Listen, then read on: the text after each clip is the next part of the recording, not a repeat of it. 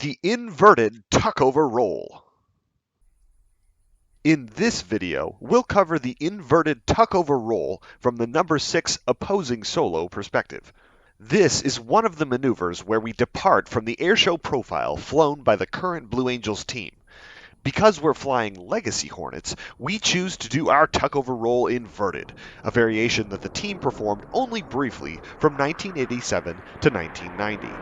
This maneuver enjoyed a short lifespan and may have only been performed occasionally due to the high degree of skill required and the inherent danger in the maneuver. Since we are flying a simulator, the risk factor is mitigated for us, but the challenge is still very much there.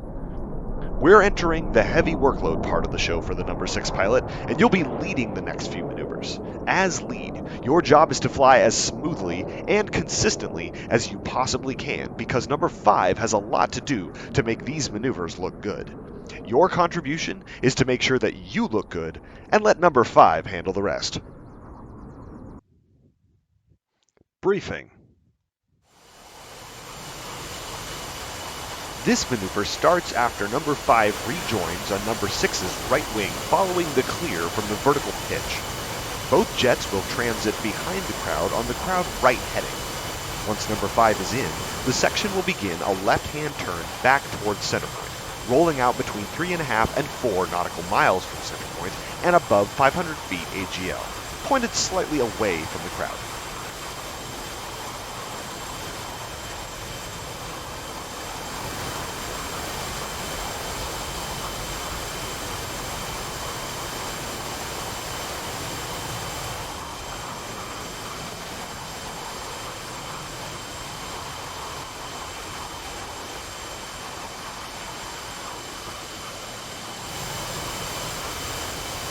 Ingressing towards show center, both aircraft will roll inverted. Number 5 will then hide his jet so that it is completely masked by number 6.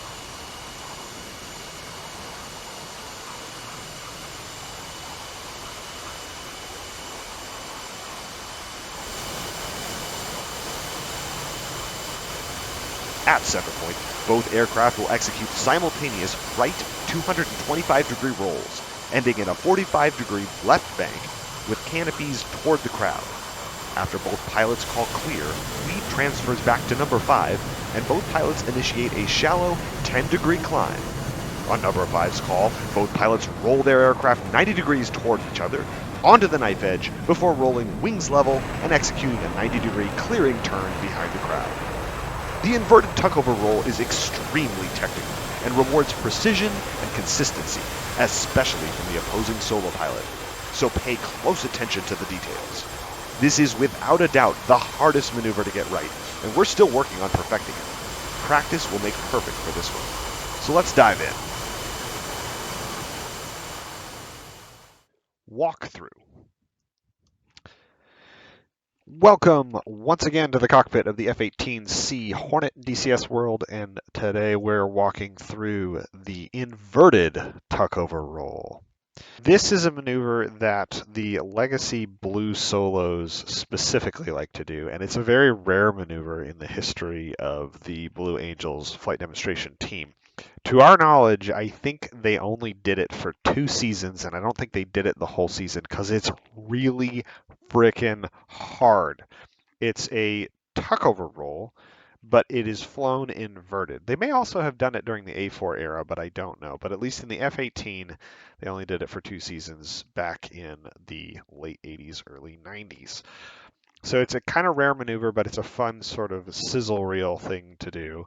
Shows off some flying skills. And to be honest, we're not great at it yet. We're still working it out because it's an extremely difficult maneuver. And a lot of that responsibility falls on number 5 because he has to fly a very challenging profile in formation with us and inverted. But because he's flying in formation with us, number 6 as the opposing solo is the lead pilot. We are leading the section at this point. And we have only done that once up to this point in the air show, and that was very briefly during the opposing MRT when the lead gets handed to us and we're lying abreast heading over the crowd. That's pretty simple. You just fly straight level, try and be as consistent as possible. Now we're maneuvering and we're leading the section, and we're about to lead the section into an extremely dangerous and extremely difficult maneuver. And so our job is to be clear in our communication and consistent in our flying and smooth. So we're going to be giving a lot of radio calls to communicate to our wingman, in this case number 5, what we're doing. And the important information that he needs to know are control inputs. So that's power and airplane attitude, pitch, roll, yaw, all that. And so we're going to be giving either air speeds or power settings, and we're also going to be talking about what stick inputs we're doing. So here we have just cleared, or kind of simulated cleared in this replay, from the vertical pitch. So we're clearing behind the crowd, and we're about to call clear. We will have called clear, and then we are going to pitch up to 10 degrees so that we gain some altitude and we're easier to spot in the sky. And we're going to come left because we're going to be coming in from crowd right. So we got to make a big loop. And almost as soon as we call clear, the lead transfers from number 5 as the leader of the section to number 6 because number 5 is going to rejoin on us. What does he need to know for the rejoin? Well, if you remember the rejoin from the Fortis, and if you haven't watched our Fortis video, go watch that, you can see what it's like to be the rejoining pilot. In this case, we're the lead pilot, and so what our wingman needs to know is how fast we're going and which direction we're going. So as soon as we pull to that 10 degrees and we start to come left, we'll call coming left, which means that's the direction we're coming. And we're going to start calling our airspeeds. And the contract airspeed for this maneuver, for him to rejoin, is 350 knots. And we want to be flying on the crowd right heading. So we're behind crowd and flying away from the crowd to the right. And he's going to rejoin us there. So we're going to be coming left and we're going to be working down our airspeed from what is currently 400 knots down to about 350 knots. And we want to do that smoothly. So we'll unpause and we'll walk through that. So here we go, clear. And we'll pull to 10 degrees, coming left. And we're calling our airspeeds, 390, 380. And I'm bringing a little power in so that that deceleration is smooth, 360, 360. And at this point, we're reaching the heading that I want to be on. You'll remember that the crowd right heading is 244.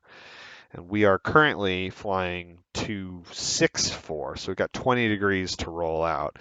But I actually want to roll out a little bit wide of the heading because I want to give myself a little extra turning room for the turn-in we're about to do. And I'll explain why later. But I'm going to actually roll out closer to like 250 or even 254 because I want to give myself extra lateral separation from the center line for the turn that we're about to do to set up for the maneuver. But when you're leading, as with anything you do, you need to communicate to your wingman what you're doing. So if I'm going to start rolling out now, I'm going to call to him over the radio, rolling out. And that roll, that slow expression of the word, gives the wingman a sense of how quickly I'm doing it. If I said rolling out, he'd know it was a pretty snappy roll. If it was rolling out, then it would be a nice slow roll. So we're communicating not just with the words we say, but the tone of our voice to give more information for what's going on. If you ever go to a Blue Angels Airshow and you know the radio frequencies to listen to, and you can tune into them, they're publicly available, you can hear typically boss number 1 giving calls because he's leading a formation all the time, and he's doing all sorts of funny things with his voice, and it sounds very sing-songy because he's giving a lot of information to his wingmen so that they know what his jet is doing so they can stay in that tight trademark Blue Angel formation. And we want to give number 5 the best chance to do the same thing with us, and so we're going to communicate clearly. So we're rolling out.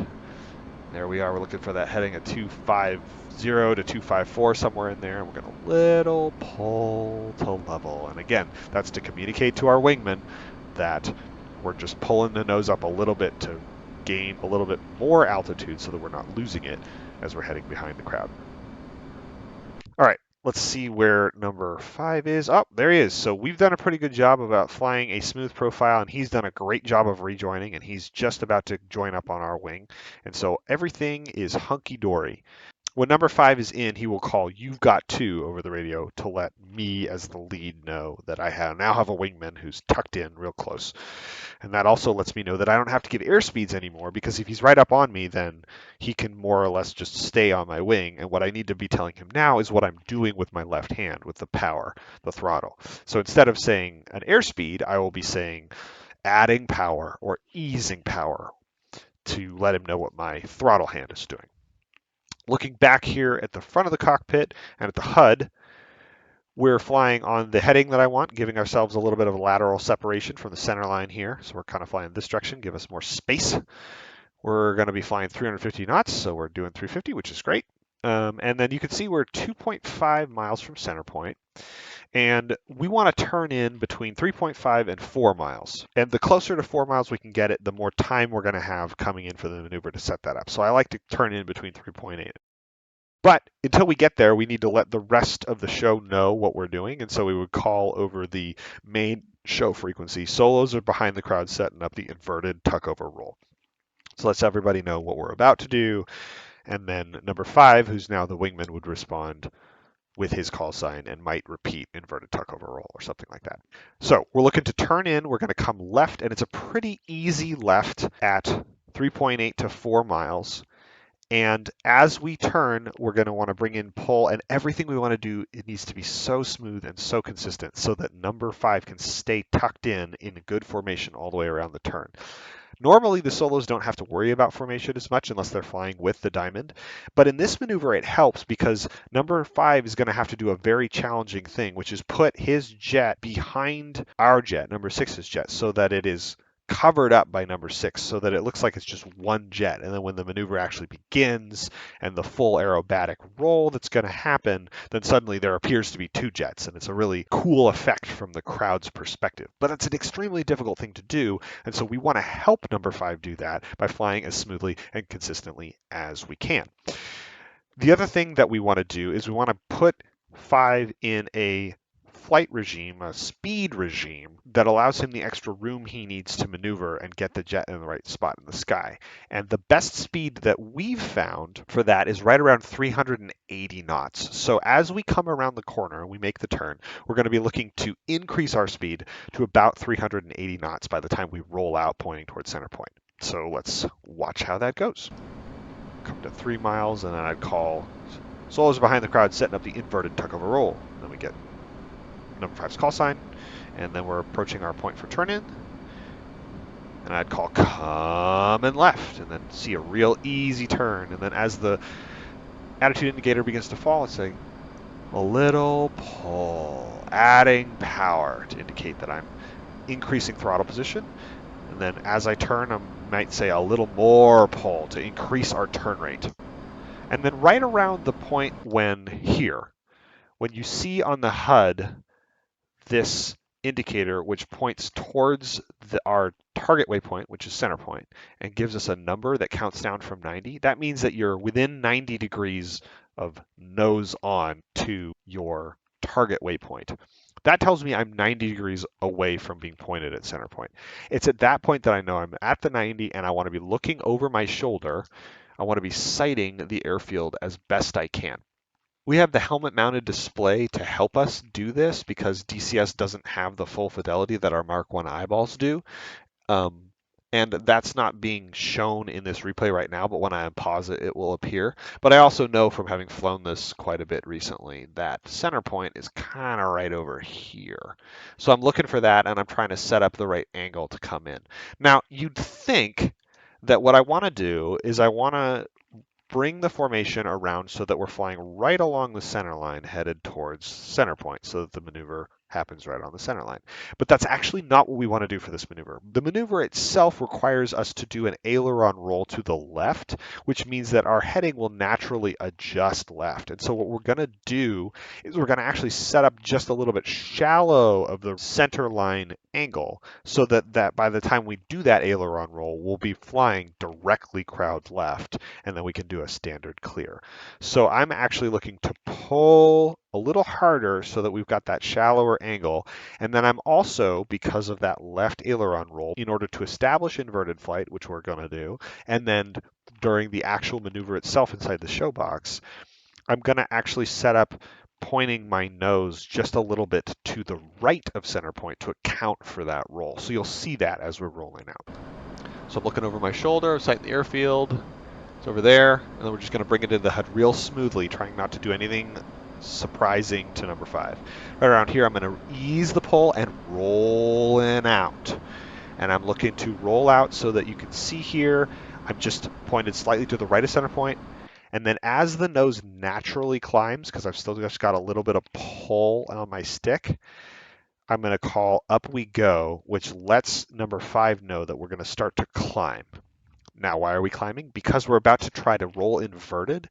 And when we roll inverted, we're naturally going to lose altitude. So I'm going to give us a little bit of degrees nose high so that that way we have a little extra altitude to play with and a little extra angle to play with so that by the time we roll inverted, we can catch it and be right on the horizon line when we roll out. This is very difficult to do and will require a lot of practice, but you can get it right if you practice.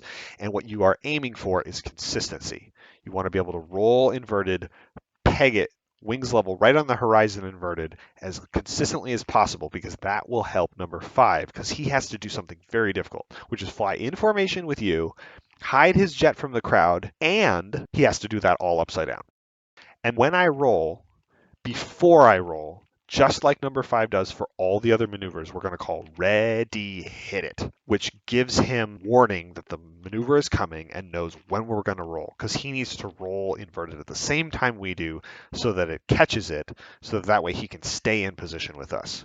So up we go, ready, hit it. We're rolling out on the horizon, correcting just a touch, but as little as we possibly can. And then we're looking to fly about 380 as we're coming in towards center point, staying canted at that angle outboard. And because we're inverted now, it's to the left. And then we're just going to fly this. And again, like we did for the OMRT, when we're coming towards center point, when we're flying straight and level, we're just trying to be as consistent as possible. No big power swings, no big control adjustments, just fly straight, level, get locked in. Because he's got to do a lot of work behind us in order to make this maneuver look good.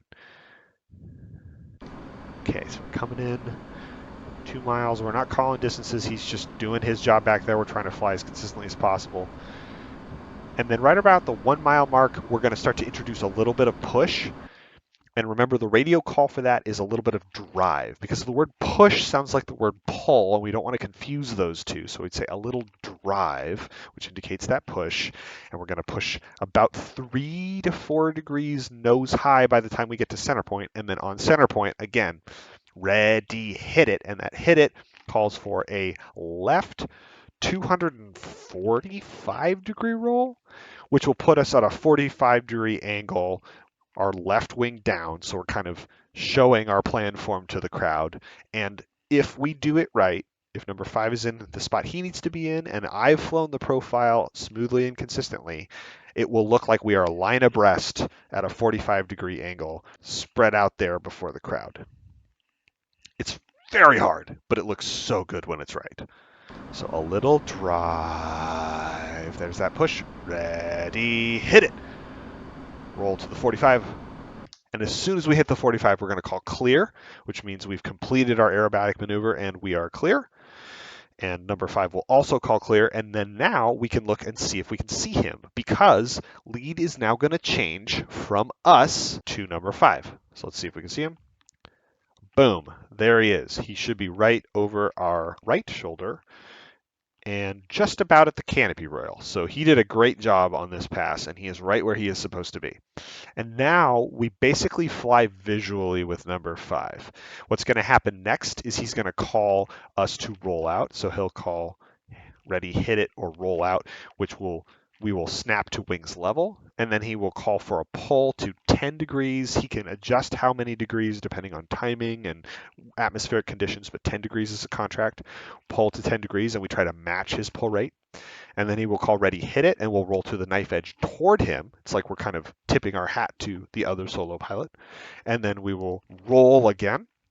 He will call the roll. Ready, hit it, and we will roll back to wings level, and then he will call coming left, which means we're rolling to the 90 the other direction, and we're pulling to clear behind the crowd to set up for the next maneuver. So let's watch that. And rolling out, wings level, pull to 10 degrees. We're watching him. Ready, hit it. And we roll out, clear, common left. And his jet's floppy because it's a track file, but don't pay attention to that. He flew this great.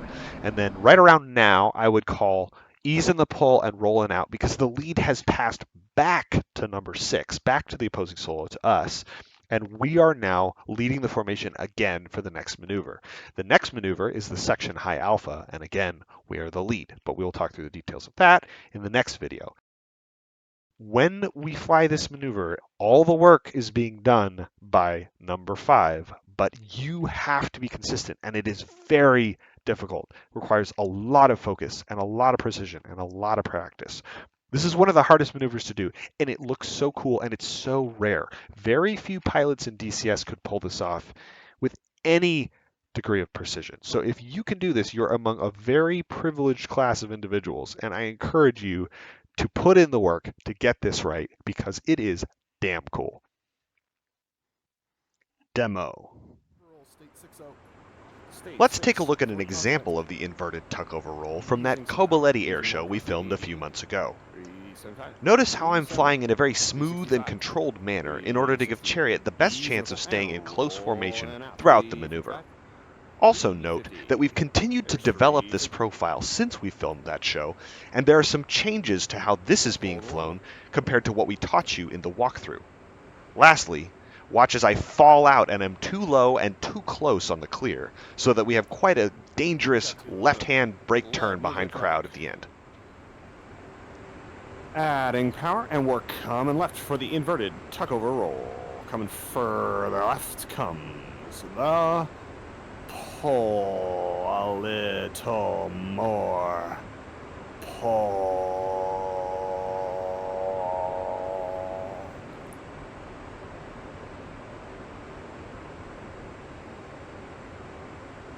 Ease in the pull, and rolling out, using some power. The inverted tuckover roll. Chariot. Little angle. We're living with it. A little pull. Ready. Hit it. Smoke on.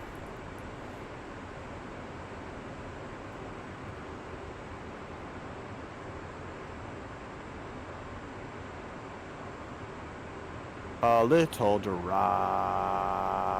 Ready. Hit it. Clear. First layer. Smoke off. Stand by. Roll. Pull to 10 degrees. Stand by. Roll. Rolling out. Coming left. Inside. Low. Contact. Rolling out and coming left using power. 385. 380. Adding back in a little power. 375. And that's how the Legacy Blue Solos perform the inverted tuckover roll. If you enjoyed this video, consider hitting that like button and subscribing to our channel, where you can find the rest of the Legacy Blue Solos tutorial series, as well as full side-by-side show sequences and debriefs. Thanks for watching, and we'll see you on the flight line.